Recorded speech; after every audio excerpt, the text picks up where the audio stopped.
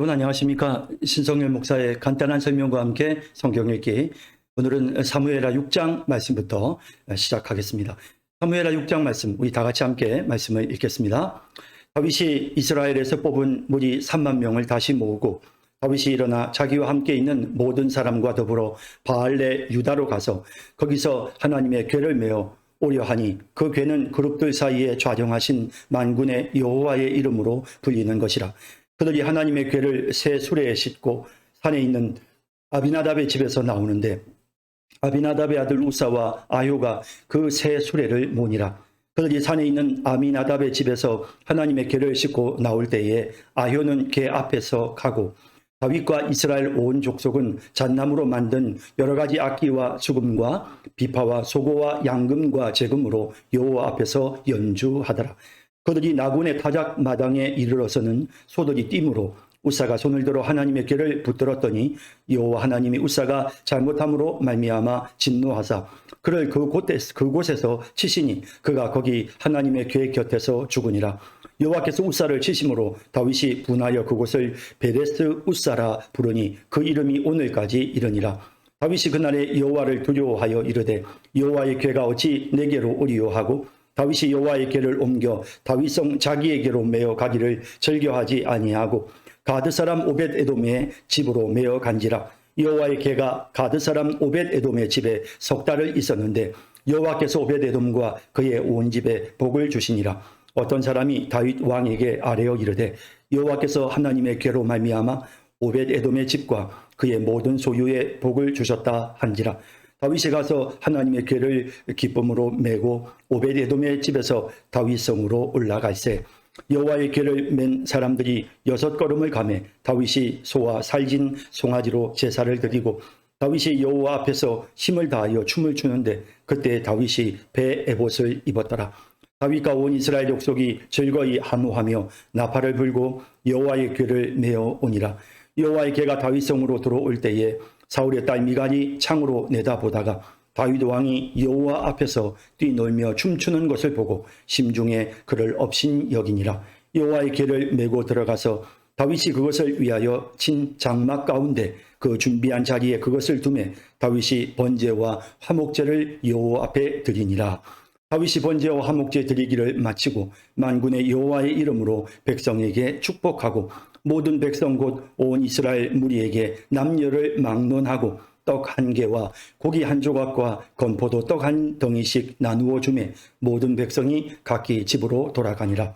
다윗이 자기의 가족에게 축복하러 돌아오매 사울의 딸 미갈이 나와서 다윗을 맞으며 이르되 이스라엘 왕이 오늘 어떻게 영화로우신지 방탕한 자가 영치 없이 자기의 몸을 드러내는 것처럼 오늘 그의 신복의 계집종의 눈앞에서 몸을 드러내줬도다 하니 다윗이 미갈에게 이르되 이는 여호와 앞에서 한 것이니라. 그가 내 아버지와 그의 온 집을 버리시고 나를 택하사 나를 여호와의 백성 이스라엘의 주권자로 삼으셨으니 내가 여호와 앞에서 뛰놀리라.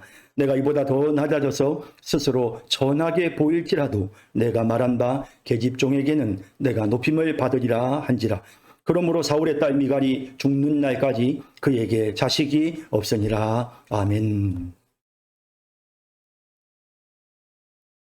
네, 사무엘하 5장에서 이제 다윗이 예루살렘을 함락하는 내용을 우리가 보았고요. 이제 예루살렘이 정말 이스라엘의 수도가 되었습니다. 자, 이렇게 수도가 된 이스라엘의 가장 중심지에 무엇보다도 하나님의 언약궤를 옮겨오려고 하는 그런 다윗의 모습이 본문에 나타나고 있습니다. 다윗의 의도는 굉장히 좋아 보이죠. 이제 이스라엘의 수도에 하나님의 언약궤가 들어옴으로써 정말 이제 이 예루살렘이 정말 어떤 종교의 중심지가 되어지고 또 모든 백성들이 또 예루살렘을 중심으로 해서 서로 하나가 될 수 있는 그런 또 사실 이제 언약궤는 이스라엘 백성들의 구심점이고 또 하나님의 임재를 상징하는 것이기 때문에 그런 의미에서 언약궤가 예루살렘에 있다는 것은 그것은 굉장히 의미 있고 중요한 일이 아닐 수가 없는 것이죠.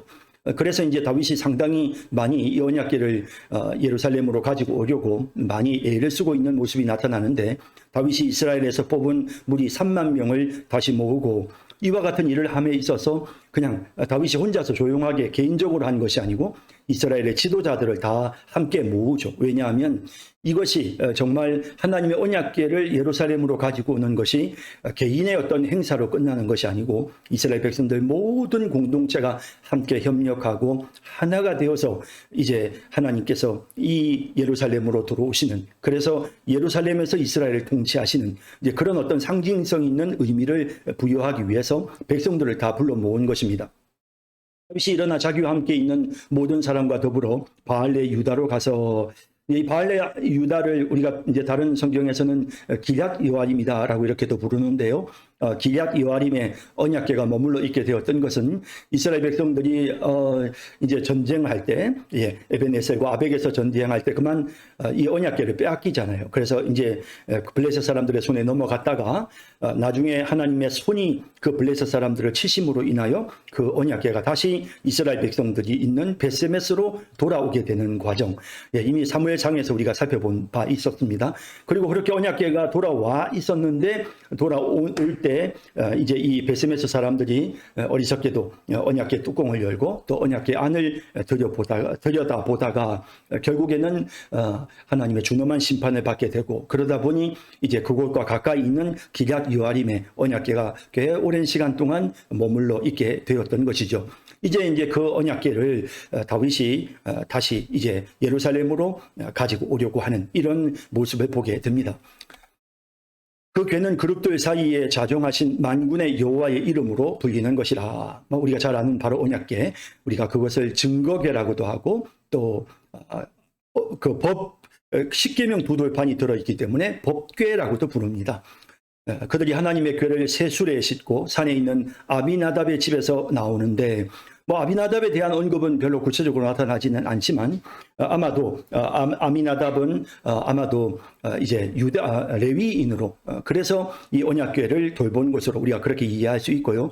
아미나답의 집에서 나오는데 아비나답의 아들 우사와 아효가 그 새 수레를 모니라. 당연히 아비나답이 레위인이었으니까 우사와 아효도 레위인이었고요.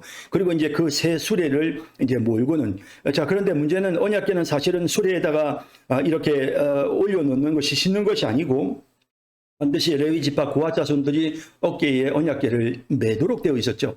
그런데 율법의 내용을 제대로 잘 살펴보지 않고 경솔하게 이렇게 이 블레셋 사람들처럼 수레에 실는 이런 잘못을 범합니다.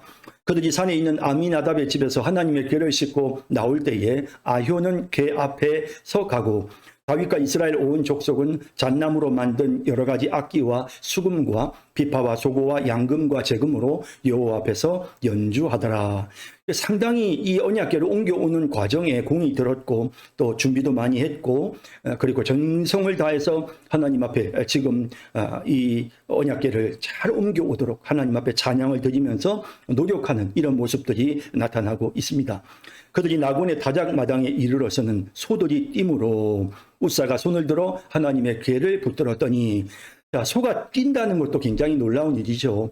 그리고 그렇게 소들이 띠므로 인하여 안타깝게도 이제 수레가 기울고, 그리고 이제 그 언약궤가 땅바닥에 떨어지는 상황이 되었으니까 이 우사에 있어서는 정말 이 언약궤는 보물 1호라고 해야 되겠죠. 이스라엘에 있어서는 그런 보물 1호를, 국보 1호를 정말 보호해야 되니까 그것이 혹시라도 땅바닥에 떨어져서 깨지지 않도록 우사가 몸을 날려서 손을 들어 하나님의 궤를 붙드는 이런 일들이 일어나게 되는데, 여호와 하나님이 우사가 잘못함으로 말미암아 진노하사 그를 그곳에서 치시니 그가 거기 하나님의 궤 곁에서 죽으니라 라고 되어 있습니다.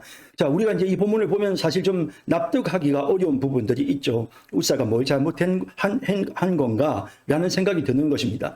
그러나 성경에 정확하게 하나님의 말씀에 보면 이 언약궤에다가는 절대 사람이 손을 댈 수가 없었습니다. 그래서 언약궤는 기본적으로 만질 수가 없었습니다. 물론 레위 지파 고핫 사람들이 어깨에 매지만 이 어깨에 매는 것도 만져서도 안 되고 봐서도 안 되고, 그래서 이렇게 덮개를 덮어서 이제 성막 그 휘장에 이 덮개 있잖아요. 성막 위를 덮는 그 덮개를 가지고 이제 언약궤를 딱 덮어가지고, 그리고는 이제 그 휘장으로 감싸가지고는, 그리고는 이제 그거를 어깨에다가 채만 붙잡고 이제 고아 자손들이 어깨에 맨단 말이죠. 이런 방식으로 옮겨야 되는데, 그리고 성경에 절대로 만지지 못하도록, 왜냐하면 거기는 하나님이 임재하시는 거룩한 하나님의 성물이기 때문에 만져서는 안 된다고 명확히 규정을 하고 있는 것입니다. 자, 그렇다면 사실은 이제 어떤 잘못이 있느냐 하면, 언약궤를 고아 자손들이 어깨에 매야 되는데 매지 않았다는 거 잘못이죠. 그 다음에 또 그 언약궤를 만져서는 안 되는데 만졌다는 거, 이거 잘못이죠. 하지만 우사가 상당히 지금 이와 같은 조치를 취한 것에 대한 충분한 그 상황은 우리가 잘 이해가 되잖아요. 그렇다면 하나님께서 왜 이와 같은 일이 일어나게 하셨을까라는 의문이 생깁니다. 사실은 여호와께서 우사를 치심으로 다윗이 분하여 그곳을 베레스 우사다, 우사를 치신 곳이다 라고 부르니 그 이름이 오늘까지 이르니라 라고 되어 있습니다.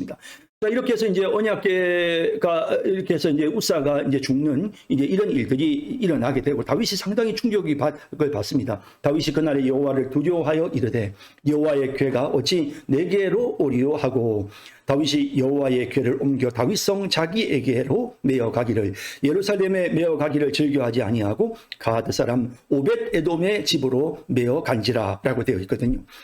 자, 이제 이 내용을 보면 이 언약궤가 지금 어떻게 됐습니까? 이 언약궤가 결국 그걸 붙잡는 바람에 우리가 이제 우사가 죽었단 말이죠. 그리고 우사가 죽고, 그리고는 이제 다윗이 정말 하나님께서 이제 언약궤가 예루살렘에 들어오는 걸 원하지 않으시는구나라는 생각을 하고는, 그리고 이제 두려운 마음에 그 언약궤를 가지고 오는 것을 중단한다라는 그런 내용이죠. 그래서 오벳 에돔의 집에 그 언약궤를 머물게 했다라는 이제 그런 내용입니다. 자, 그런데 이제 여기서 우리가 이제 좀 생각해야 될 부분은, 상황이 충분히 이해가 되어지고 있음에도 불구하고 문제는 하나님의 언약궤가 예루살렘으로 들어가는 것을 하나님께서 거부하시는 거죠. 자, 그러니까 벌써 소가 타작마당에서 뛰었다는 것 자체가 뭔가 하나님의 어떤 섭리가 있다는 사실을 우리가 느끼게 하는 것입니다. 자, 물론 가장 기본적인 것은 율법에 명시되어 있는 것처럼 레위 지파 고아 자손들이 언약궤를 어깨에 매야 된다는 율법의 규정이 있음에도 불구하고, 다윗과 또 당시의 지도자들이 그런 성경 말씀을 제대로 살펴보지 않고 임의로 블레셋 사람들처럼 한 거 잘못이죠. 분명히 그건 잘못입니다. 그리고 또 우사가 언약궤에 손을 댄 거, 그것도 정말 분명히 잘못입니다. 그러나 두 가지 다 어쨌든 다윗의 의도도 우리가 이해가 되고, 또 우사가 그렇게 했던 의도도 우리는 충분히 다 이해할 수 있습니다. 그럼에도 불구하고 이와 같은 일들이 일어나게 된 데는 분명히 어떤 의미가 있습니다. 자, 그 의미가 무엇인지는 그 이후의 다윗의 변화를 보면 우리가 좀 더 분명하게 알 수 있게 되는데요. 자, 어쨌든 한 가지 우리가 기억해야 될 것은, 그렇게 해서 그러면 이 사고가 있고 난 다음에 언약궤를 그러면 다시 어깨에 맸느냐? 자, 여기 보세요. 여기 10절에 보면 다윗이 여호와의 궤를 옮겨 다윗성 자기에게로 메어 가기를 이라는 표현을 쓰고 있으니까 이게 어깨에다 매는 그런 것처럼 그런 느낌이 들죠. 그 다음에 가드 사람 오벳 에돔의 집으로 메어 갔다라고 되어 있으니까 이 메어 갔다는 표현이 어깨에 맨 것 같이 느껴져요. 그러나 사실은 시브리어 원어를 보면 이것은 그냥 술에 싣고 오벳 에돔의 집으로 간 겁니다. 자, 그러면 결국 이 우사의 죽음으로 인해서 달라진 게 없어요. 그냥 술에다 실었고, 그리고 가드 사람 오벳 에돔의 집에 갑니다. 자, 우리가 여기서 또 한 가지 기억해야 될 것은, 그러면 뭐 우리는 이제 이런 생각을 하죠. 뭐 그러면 레위 지파 고아 자손, 그죠? 뭐 이런 부분들을 생각하잖아요. 근데 레위 지파 고아 자손이라는 부분을 우리가 생각하는데, 그런데 이 언약궤가 지금 어디로 가느냐 하면 가드 사람 오벳 에돔의 집으로 간단 말이에요. 그럼 가드 사람이면 이 사람 이방인 있잖아요. 근데 이방인의 집에 석 달을 머물러 있는 동안에 여호와께서 오벳 에돔과 그의 온 집에 복을 주셨다라고 되어 있거든요. 자, 그러면 이 복을 주셨다는 것은 또 하나님의 사인입니다. 하나님께서 복을 주신다는 말은, 오벳 에돔의 집이 복을 받는다는 것은 언약궤를 가지고 오면 하나님이 이스라엘에게 복을 주시겠구나 하는 그런 사인을 하나님 주시는 거죠. 그러니까 언약궤를 근본적으로 가지고 가는 것은 하나님의 뜻입니다. 그런데 뭔가 지금 어떤 준비에 미흡한 부분, 그 결정적인 준비에 미흡한 부분이 해결되어야만 이 언약궤가 충분히 이제 예루살렘 성으로 돌아가게 되는데요. 이제 그 의미를, 그 이유, 그것이 무엇인지는 다윗의 모습의 변화를 통해서 우리가 확인할 수 있습니다. 자, 그 다음 볼까요? 어떤 사람이 다윗 왕에게 아뢰어 이르되 여호와께서 하나님의 계로 말미암아 오벳에돔의 집과 그의 모든 소유에 복을 주셨다 한지라. 다윗이 가서 하나님의 궤를 기쁨으로 메고 오벳에돔의 집에서 다윗 성으로 올라갈세라고 되어 있습니다. 자, 이제 이 언약궤가 오벳에돔의 집에서 나오는 데까지 우리가 이제 역대상을 보면 3개월 시간이 걸렸고요. 그리고 그 3개월 동안 오벳에돔의 집에 머물러 있는 동안 다윗이 하나님 앞에 기도하면서 성경 말씀을 살펴서 반드시 어깨에 매야 된다는 사실도 깨닫게 되죠. 그래서 오벳에돔의 집에서 다윗성으로 올라갈 때는 이번에는 진짜 이것을 어깨에 메고 갑니다. 여호와의 궤를 맨 사람들이라고 분명히 되어 있죠. 13절에 이건 술에 실어가는 게 아니고 궤를 맨 사람들이 6걸음을 가매, 이런 표현들도 이제 분명히 어깨에 메고 지금 움직이고 있다는 사실을 보여주죠. 소가 몇 걸음을 간 것이 아니고 궤를 맨 사람들이 6걸음을 걸어가니 다윗이 소와 살찐 송아지로 제사를 드리고, 자, 얼마나 두렵고 떨리는 마음으로 지금 하나님 앞에서 지금 이와 같은 일을 하고 있는지요. 그래서 진짜 두려운 마음으로 조심스럽게, 그리고 사실 그 기간 동안 율법의 내용을 충분히 검토해서 지금 이와 같이 조심스러운 일들이 일어나고 있습니다. 다윗이 여호와 앞에서 힘을 다하여 춤을 추는데 그때 다윗이 베에봇을 입었더라라고 되어 있습니다. 굳이 여기에 베에봇을 입었다라는 표현을 쓴 것은 무엇일까요? 그것은 이 베에봇은 이제 그 레위인들, 그러니까 이 모든 일에 수종드는 예배자들이 입는 옷이 바로 베에봇입니다. 그러니까 다윗이 이제 왕이라고 해서 무슨 품위 있는 왕복을 입은 것이 아니고 정말 그 일에 수종드는 그런 그 일꾼들이 입는 베에봇을 겸손하게 갖추어 입고, 그리고 힘을 다해서 그가 하나님 앞에 춤을 추는, 그냥 백성들이 연주하는 것을 지켜보는 것이 아니고 자신이 직접 춤을 추며 하나님을 예배하는 예배자의 모습으로 나타나고 있습니다. 다윗과 온 이스라엘 족속이 즐거이 환호하며 나팔을 불고 여호와의 궤를 메어 오니라. 여호와의 궤가 다윗성으로 들어올 때 사울의 딸 미갈이 창으로 내다보다가, 자, 여러분, 사울의 딸 미갈은 왕가의 공주였죠. 그러니까 사울이 왕이었으니까 왕의 딸이잖아요.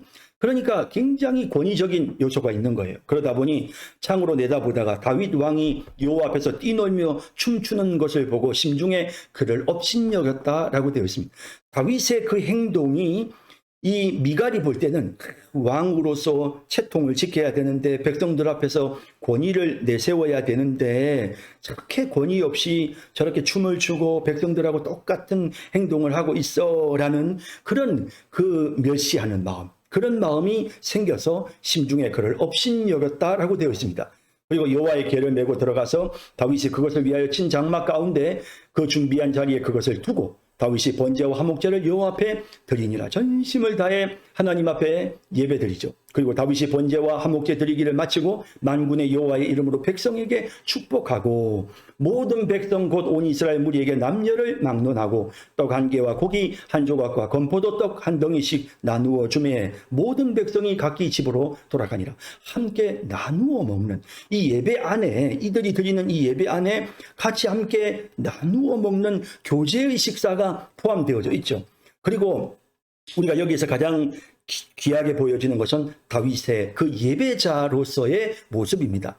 다윗이 자기의 가족에게 축복하러 돌아오매 사울의 딸 미갈이 나와서 다윗을 맞으며 이르되 이스라엘 왕이 오늘 어떻게 영화로우신지, 이제 은근슬쩍 이제 다윗을 멸시합니다. 방탕한 자가 염치 없이 자기의 몸을 드러내는 것처럼 오늘 그의 신복의 계집종의 눈앞에서 몸을 드러내셨도다 하니, 이게 몸을 드러내셨다는 표현이 그냥 벌거벗었다라는 그런 이제 표현보다는 이제 왕의 어떤 그런 겉옷, 이제 이런 왕의 겉옷을 갖추어 입음으로써 옛날 우리 어른들 보면 이렇게 바깥에 나갈 때는 항상 두루마기를 이렇게 두루마기를 갖추어 입어야 됐다. 이제 그렇게 그러잖아요. 그런 것처럼 이제 이것이 겉옷으로서의 자기의 품위와 권위를 나타내는 것인데, 그런 것을 다 걷어내고 이제 세마포 베에봇을 입음으로써 겉옷을 입지 않은 것에 대한 이제 부분을 지금 멸시하는 것입니다. 어떻게 그렇게 하냐, 왕이 돼가지고 이제 이렇게 잔소리를 하는 것입니다. 그럴 때 다윗의 대답이, 다윗이 미갈에게 이르되 이는 여호와 앞에서 한 것이니라. 이것은 자기가 백성들 앞에서는 왕이일는지 모르지만 난 하나님 앞에서는 그저 한 사람 개인일 뿐이고 나는 그냥 하나님 앞에서 피조물이고 난 하나님의 종이고 나는 하나님 앞에 그저 예배하는 예배자일 뿐입니다. 라는 그런 고백을 하고 있는 거죠. 그가 내 아버지와 그의 온 집을 버리시고 나를 택하사 나를 여호와의 백성 이스라엘의 주권자로 삼으셨으니 내가 여호와 앞에서 뛰놀 것이다. 이런 표현을 쓰는 거는 네가 지금 왕가의 집안이라고 나를 멸시하지만 그렇게 주장하는 왕가를 하나님께서 버리시고 네가 멸시하는 나를 하나님이 이렇게 세워서 이스라엘의 주권자로 삼으시지 않으셨느냐. 이런 표현이에요. 내가 이보다 더 낮아져서 내가 하나님 앞에서 더 낮아질 수 있다. 이보다 더 낮아져서 스스로 선하게 보일지라도 내가 말한 바 계집종에게는 내가 높임을 받으리라 한지라. 자, 이게 무슨 말입니까? 그러니까 네가 뭐 잘났다고 그렇게 하고 나를 멸시하지만 결국 하나님께서 너희 집안은 다 멸하셨고 나를 세워 이스라엘의 왕이 되게 하지 않으셨느냐. 그러니 내가 아무리 비천해지고 내가 아무리 네가 생각할 때 멸시받을 만한 채통 없는 행동을 한다 하더라도 나는 너보다는 더 높다라는 이제 그런 표현인 것이죠. 예, 이런 표현들을 통해서 하나님께서 자신을 알아주시고 인정해 주신다는 사실을 지금 여기에서 말하는 것입니다. 그러므로 사울의 딸 미갈이 죽는 날까지 그에게 자식이 없으니라. 이 사울의 이와 같은 행동이 사울의 딸 미갈의 행동이 잘못이었음을 하나님께서 이렇게 그에게 자식이 없는 것으로 하나님께서 벌하시는 것이죠. 물론 뭐 이 내용이 다윗이 그 이후로 사울을 딸 미갈을 가까이 하지 않았다라고 하는 육체적으로 가까이 하지 않았다라고 하는 뭐 그런 의미로도 충분히 이해는 할 수 있는 부분인 것이죠. 자, 그렇다면 이제 다시 한번 정리해 보십시다. 자, 앞부분에서 다윗이 무엇을 잘못했기에 우사가 죽었을까? 자, 그 이후에 다윗이 여러 가지 수정하고 고치는 모습들, 그리고 그렇게 고쳤을 때 언약궤가 무사히 예루살렘으로 들어오는 과정을 보면서 우리가 무엇이 문제였는지를 분명하게 깨닫게 되죠. 뭐가 문제였습니까? 예, 물론 언약궤를 어깨에다 메지 않았던 거, 고아 자손들이 성경 말씀대로 하지 않았던 거 맞습니다. 문제였어요. 그죠? 하지만 꼭 그 누구냐, 가드 사람 오벳에돔의 집에 가서도 하나님이 복을 주셨는데요. 그보다 더 중요한 것이 있습니다. 그것은 무엇이냐면 아니라 이 다윗의 겸손한 마음입니다. 아마도 그는 전쟁에서 승리하고 여부수 족속에게서 예루살렘을 함락하고 다윗성을 만들고 그리고 이제 정말 이스라엘을 통일시키고 전쟁을 통해서 블레셋을 진압하고 이런 가운데 점점 그의 마음이 높아졌던 것 같습니다. 그러면서 그 언약궤를 가지고 올 때 그가 정말 나는 이스라엘 왕이다 라는 그런 어떤 군림하는 마음으로 나는 사울 왕과는 좀 달라. 사울은 언약궤를 챙기지 않았지만 나는 언약궤를 챙겨 라는 그런 마음으로, 그런 우쭐한 마음으로, 자기를 뽐내는 마음으로 그렇게 자기의 왕권을 좀 더 강화시키고 자기를 드러낼 목적으로 그 언약궤를 가지고 오려는 그런 중심이 그에게 있었던 것이죠. 그랬던 그가 이제 한 번의 큰 실수를 경험하고 나서는 완전히 어린아이처럼 낮아져서 그저 그가 예배자로서 하나님 앞에서 자기의 존재를 드러내거나 왕권을 나타내려 하거나 이런 모습이 전혀 없이 그저 겸손한 예배자로서 두렵고 떨리는 마음으로 예배자로서 이 언약궤를 예루살렘으로 가지고 오는 이런 모습을 보여주게 되는 것입니다. 자, 그래서 결국 가장 중요한 것은 무엇이냐면 이 언약궤가 우리가 성경을 통해서 움직여가는 여정을 보면 인간이 언약궤를 이용하려고 하면 다시 말해 이 언약궤를 그 블레셋 사람들과의 전쟁에서 승리하기 위해서 그래서 그 언약궤를 전쟁터에 가지고 온다든지 아니면 그 언약궤를 자랑거리로 삼으려고 그 언약궤 뚜껑을 열고 안을 구경하고 말이죠. 이런 일이 있을 때마다 사람들이 죽고 하나님이 노여워하시잖아요. 그런 것처럼 결국에는 자기를 드러내고 언약궤를 이용해서 자기 마음대로 하려고 할 때 그때 하나님의 준엄한 심판이 임한다는 것을 깨닫는 겁니다. 그래서 다윗이 철저히 낮아져서 조금 더 언약궤를 이용하려고 하는 것이 아니고 겸손한 예배자가 되어 하나님을 섬기고 하나님의 뜻에만 순종하는 하나님이 원하시는 대로만 움직이고자 하는 그런 다윗의 변화된 모습이 있었을 때 하나님께서 그 언약궤가 예루살렘으로 들어가도록 하셨고 그에게 또한 복을 주셨던 것입니다. 자, 이런 사실을 보면서 우리도 마찬가지입니다. 여러분, 어떤 경우에도 하나님을 우리가 이용하려 해서는 안 됩니다. 우리는 그저 겸손히 하나님께 예배하는 예배자이고 하나님의 뜻에 순종하는 그런 하나님의 종들이라는 사실 항상 또 명심하는 그런 우리 모두가 될 수 있기를 바랍니다. 자, 이제 또 사무엘하 7장으로 넘어가겠습니다. 네, 사무엘하 7장 말씀 읽겠습니다.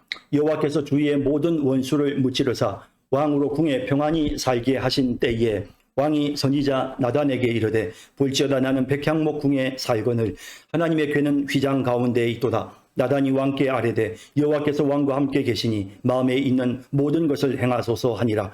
그 밤에 여호와의 말씀이 나단에게 임하여 이르시되 가서 내 종 다윗에게 말하기를 여호와께서 이와 같이 말씀하시되 내가 나를 위하여 내가 살 집을 건축하겠느냐. 내가 이스라엘 자손을 애굽에서 인도하여 내던 날부터 오늘까지 집에 살지 아니하고 장막과 성막 안에서 다녔나니 이스라엘 자손과 더불어 다니는 모든 곳에서 내가 내 백성 이스라엘을 먹이라고 명령한 이스라엘 어느 지파들 가운데 하나에게 내가 말하기를 너희가 어찌하여 나를 위하여 백향목 집을 건축하지 아니하였느냐고 말하였느냐.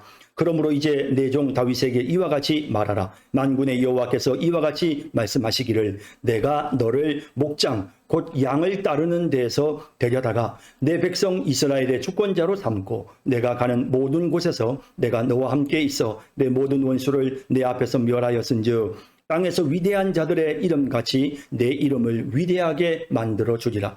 내가 또 내 백성 이스라엘을 위하여 한 곳을 정하여 그를 심고 그를 거주하게 하고 다시 옮기지 못하게 하며 악한 종류로 전과 같이 그들을 해하지 못하게 하여 전에 내가 사사에게 명령하여 내 백성 이스라엘을 다스리던 때와 같지 아니하게 하고 너를 모든 원수에게서 벗어나 편히 쉬게 하리라. 여호와가 또 내게 이르노니 여호와가 너를 위하여 집을 짓고 내 수완이 차서 내 조상들과 함께 누울 때에 내가 내 몸에서 날 내 씨를 내 뒤에 세워 그의 나라를 견고하게 하리라.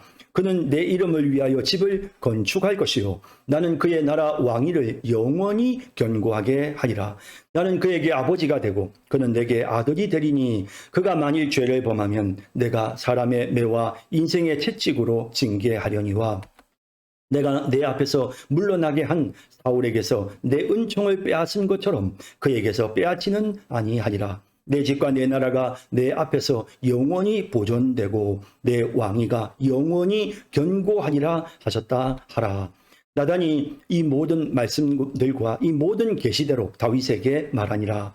다윗 왕이 여호와 앞에 들어가 앉아서 이르되 주 여호와여 나는 누구이오며 내 집은 무엇이기에 나를 여기까지 이르게 하셨나이까. 주 여호와여 주께서 이것을 오히려 적게 여기시고 또 종의 집에 있을 먼 장래 일까지도 말씀하셨나이다. 주 여호와여 이것이 사람의 법이니이다. 주 여호와는 주의 종을 아시오니 다윗이 다시 주께 무슨 말씀을 하오리이까. 주의 말씀으로 말미암아 주의 뜻대로 이 모든 큰 일을 행하사 주의 종에게 알게 하셨나이다.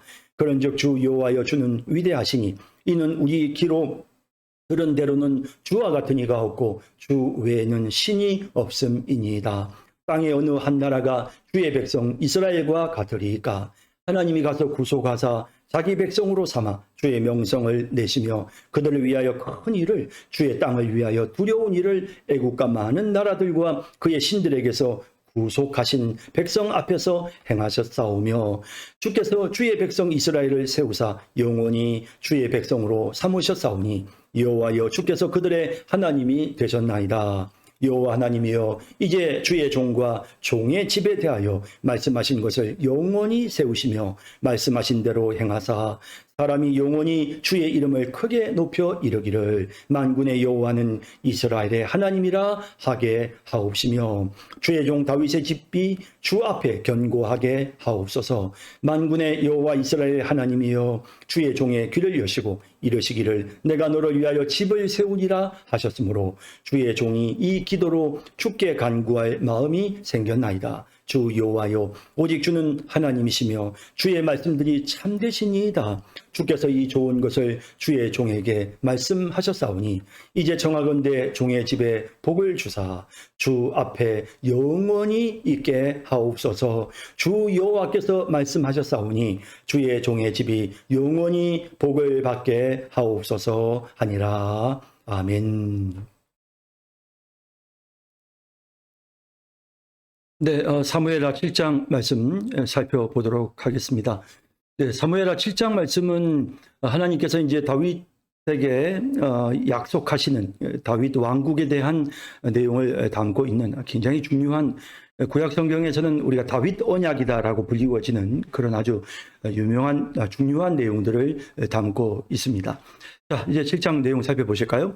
여호와께서 주위에 모든 원수를 무찌르사 왕으로 궁에 평안히 살게 하신 때에, 이제 이걸 보면 이 사건의 이 7장에 나오는 이 사건의 연대는 뭐 다윗 왕의 어떤 그런 그 왕정의 초기라기보다는 거의 마지막 때가 가까웠을 때의 그런 상황이다라는 걸 우리가 느낄 수가 있고요. 왕이 선지자 나단에게 이르되 볼지어다 나는 백향목궁에 살거늘 하나님의 궤는 휘장 가운데 있도다. 뭐 왕으로서 자신이 지금 백향목궁에서 편안하게 있는데 하나님의 궤가 이렇게 휘장에 쌓여 있다라고 하는 것이 굉장히 그의 마음속에 뭔지 하나님 앞에 죄송스러운 그런 느낌을 갖게 하였던 것 같습니다. 나단이 왕께 아뢰되 여호와께서 왕과 함께 계시니 마음에 있는 모든 것을 행하소서 하니라. 자, 이렇게 해서 이제 나단은 다윗이 말하는 걸 듣고는 이 하나님의 궤를 위해서 그 궤를 넣어둘 보관할 그런 성전을 짓겠다는 거구나, 이제 그걸 깨닫고, 그리고 나단이 이제 다윗에게 참 좋은 생각입니다. 하나님께서 함께 하실 것입니다. 그렇게 하십시오라고 이렇게 나단이 대답을 합니다. 그러나 하나님의 뜻은 그렇지 않았죠. 나단의 생각과는 달랐습니다. 하나님이 나단을 통해서 말씀하십니다. 그 밤에 여호와의 말씀이 나단에게 임하여 이르시되 가서 내 종 다윗에게 말하기를 여호와께서 이와 같이 말씀하시되. 자, 지금부터는 나단을 통해 하나님께서 주시는 언약의 말씀입니다. 내가 나를 위하여 내가 살 집을 건축하겠느냐. 예, 하나님의 언약궤를 보관할 수 있는 그런 집을 건축하겠느냐라고 이렇게 하나님께서 다윗에게 물으시고요. 그러면서 내가 이스라엘 자손을 애굽에서 인도하여 내던 날부터 오늘까지 집에 살지 아니하고 장막과 성막 안에서 다녔나니. 자, 하나님께서 이렇게 어떤 공간의 구애를 받지 않으시는 하나님, 무슨 집이 꼭 필요하신 하나님이 아니시죠, 사실은요.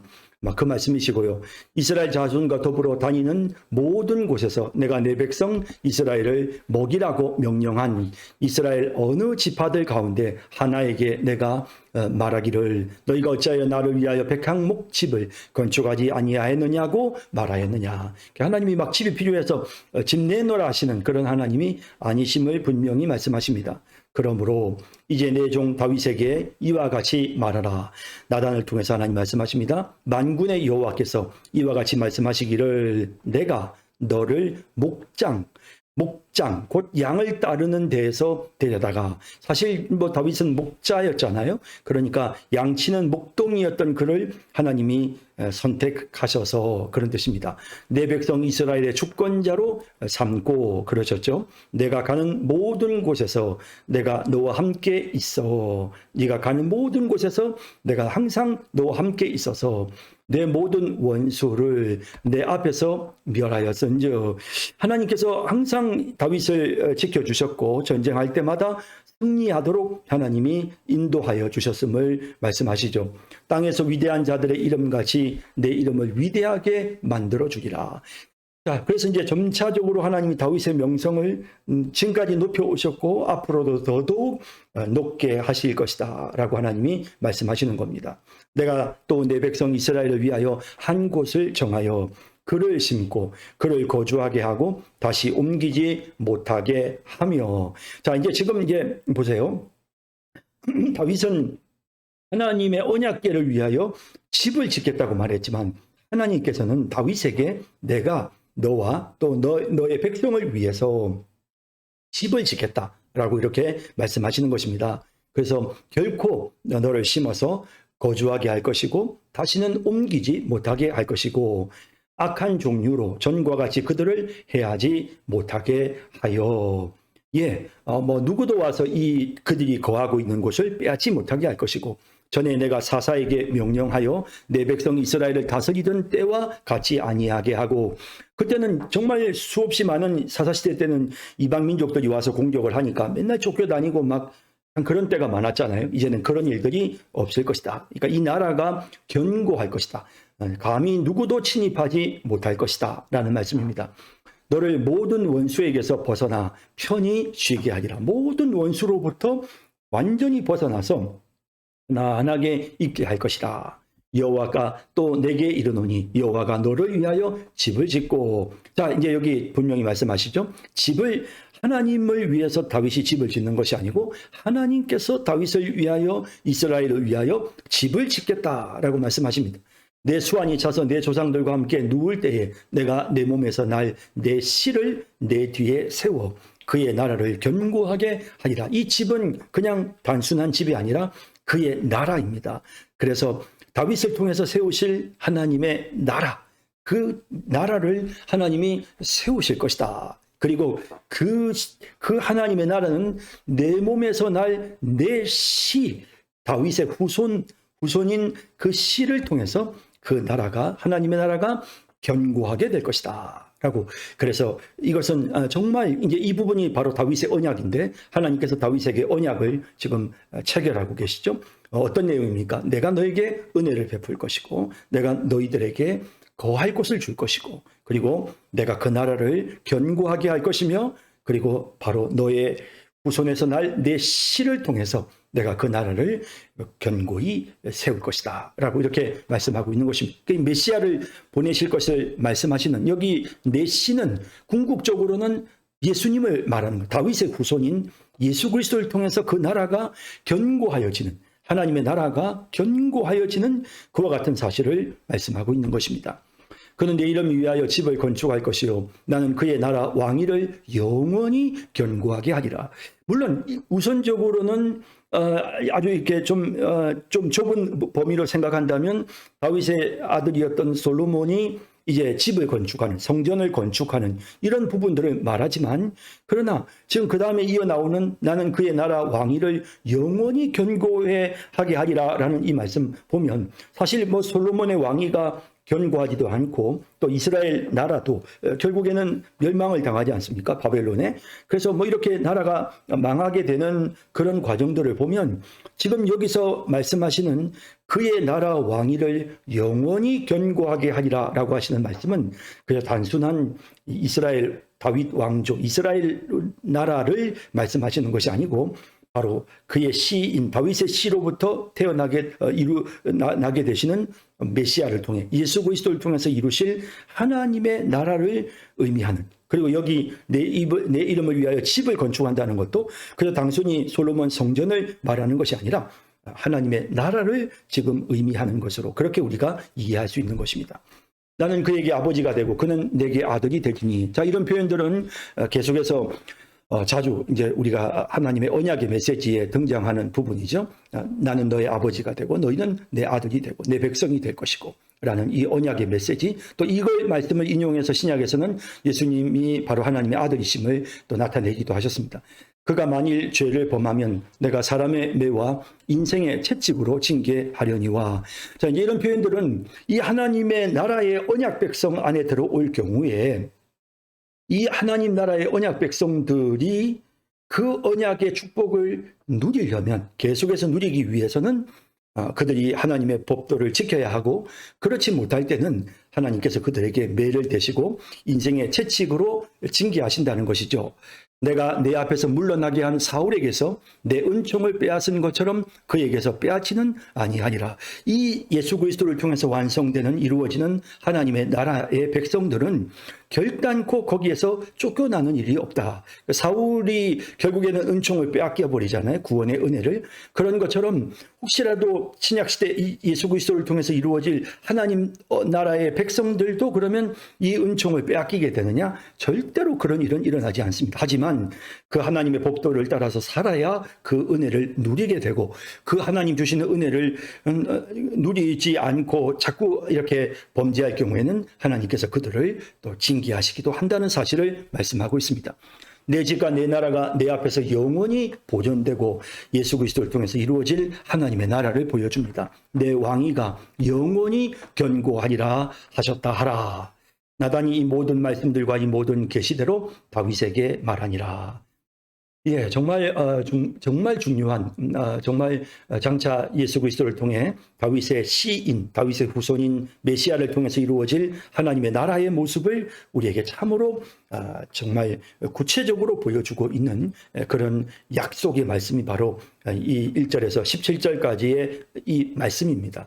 그래서 이 은혜로운 이 말씀, 이것을 우리가 다윗 언약이다라고 이렇게 부르기도 하는데요.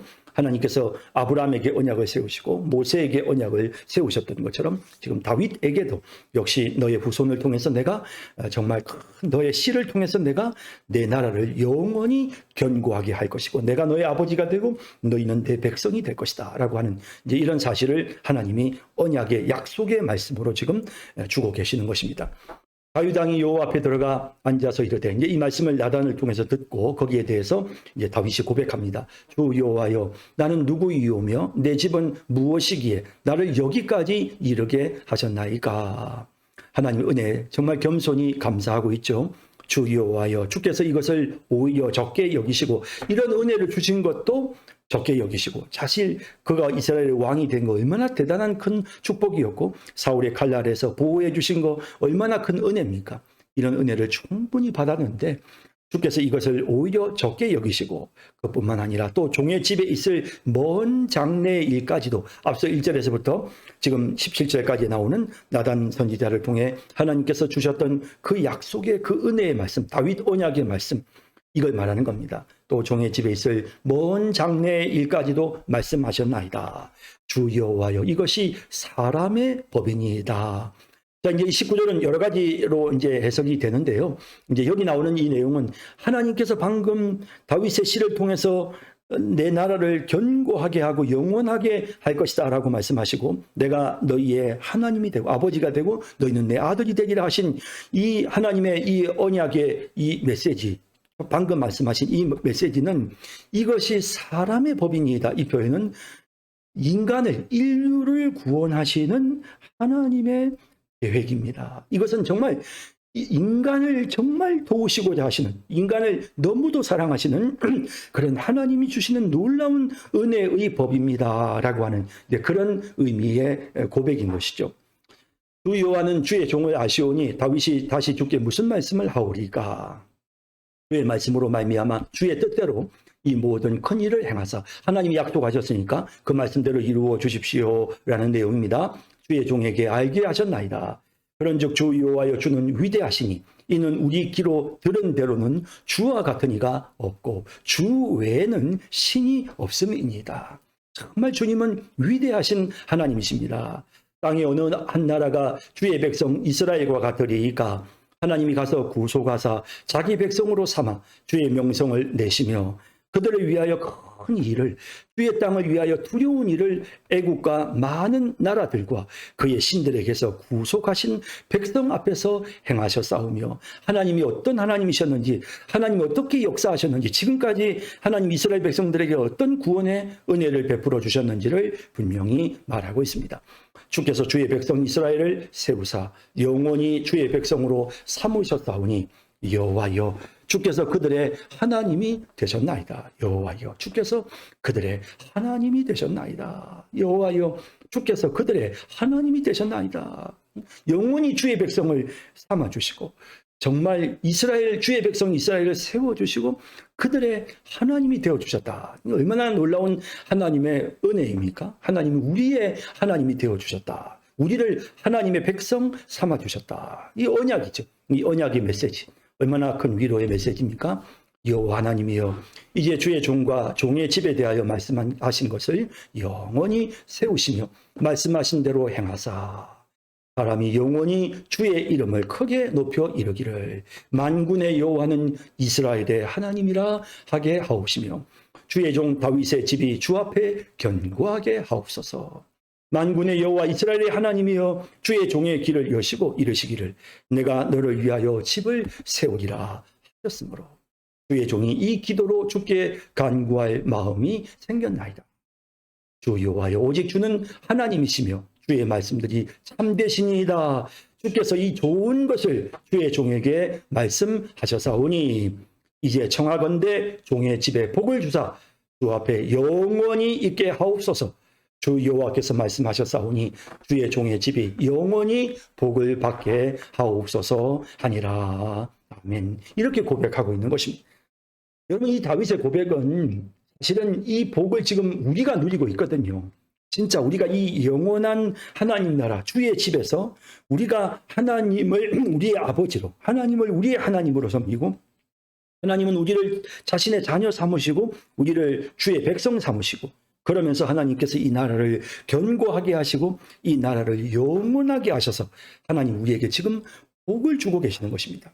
그래서 이 복 우리가 지금 누리고 있는 것이죠. 얼마나 감사한 것입니까? 이런 은혜를 지금 다윗이 감사하여 주님 그 약속의 말씀대로 이루어 주시옵소서. 주의 종이 영원히 복을 받게 하옵소서. 이 말씀처럼 지금 우리가 영원히 복을 받아 누리고 있는 것입니다. 얼마나 큰 은혜를 우리가 받았습니까?